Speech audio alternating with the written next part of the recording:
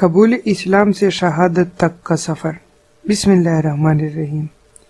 ایک یتیم بچہ تھا، اس کا نام عبداللہ تھا۔ چچا نے پرورش کی تھی۔ جب جوان ہوئے تو چچا نے اونٹ بکریاں غلام دے کر ان کی حیثیت درست کر دی تھی۔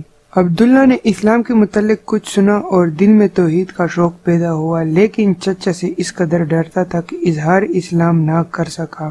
جب نبی کریم صلی اللہ علیہ وسلم فتح مکہ سے واپس گئے تو عبداللہ نے چچا سے کہا، پیارے چچا، مجھے برسوں انتظار کرتے گزر گئے کہ کب آپ کے دل میں اسلام کی تحریک پیدا ہوتی ہے اور آپ کب مسلمان ہوتے ہیں، لیکن آپ کا حال وہی پہلا سا چلا آتا ہے۔ میں اپنی عمر پر زیادہ اعتماد نہیں کر سکتا، مجھے اجازت دیجیے کہ میں مسلمان ہو جاؤں۔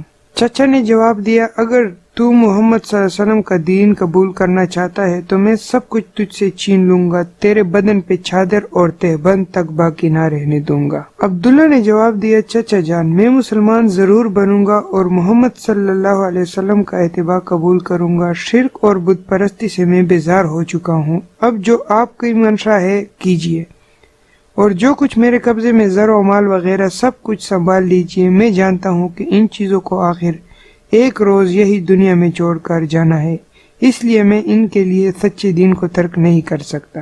عبداللہ نے یہ کہہ کر کپڑے اتار دیے اور ماں کے سامنے گئے۔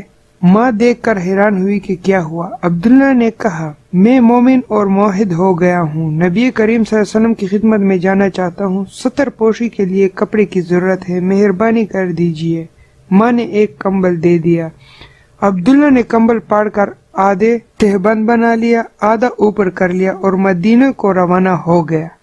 الصبح مسجد نبوی میں پہنچ گیا اور مسجد سے تکیہ لگا کر ان حضرت صلی اللہ علیہ وسلم کے انتظار میں بیٹھ گیا۔ نبی کریم صلی اللہ علیہ وسلم جب مسجد مبارک میں آئے، اسے دیکھ کر پوچھا کہ کون ہو؟ کہا، میرا نام عبدالعزیٰ ہے، فقیر و مسافر ہوں، عاشق جمال اور طالب ہدایت ہو کر در دولت آ پہنچا ہوں۔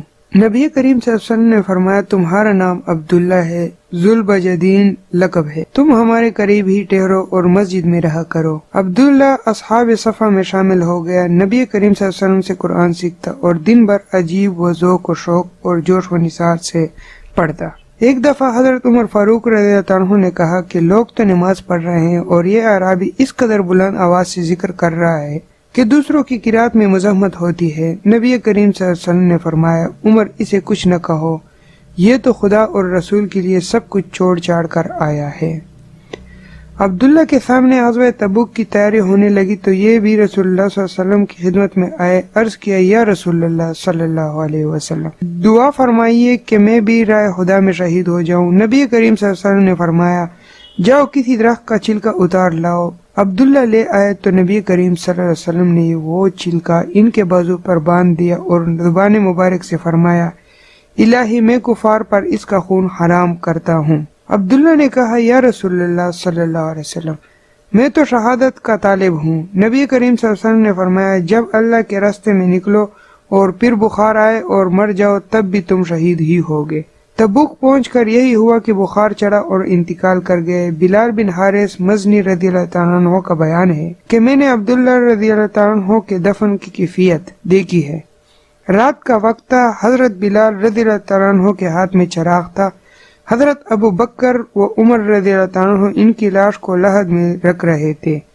نبی کریم صلی اللہ علیہ وسلم بھی ان کی قبر میں اترے اور حضرت ابو بکر و عمر رضی اللہ تعالیٰ عنہ سے فرما رہے تھے، اپنے بھائی کو مجھ سے قریب کرو۔ ان حضرت صلی اللہ علیہ وسلم نے قبر میں اینٹیں بھی اپنے ہاتھ سے رکھی اور پھر دعا فرمائی، اے اللہ، میں ان سے راضی ہوا، تو بھی ان سے راضی ہو جا۔ حضرت ابن مسعود رضی اللہ عنہ فرماتے ہیں، کاش اس قبر میں بھی دفن کیا جاتا۔ تو ویڈیو کو ثواب کی نیت سے آگے شیئر کریں، اور آپ نے اگر ابھی تک ہمارا چینل سبسکرائب نہیں کیا تو پلیز ہمارے چینل کو سبسکرائب کریں، ویڈیو کو لائک کریں، شیئر کریں اور کامنٹ سیکشن میں اپنی قیمتی رائے کا اظہار ضرور کریں۔ ملتے ہیں نئے واقعے کے ساتھ، تب تک اجازت دیجیے، اللہ حافظ۔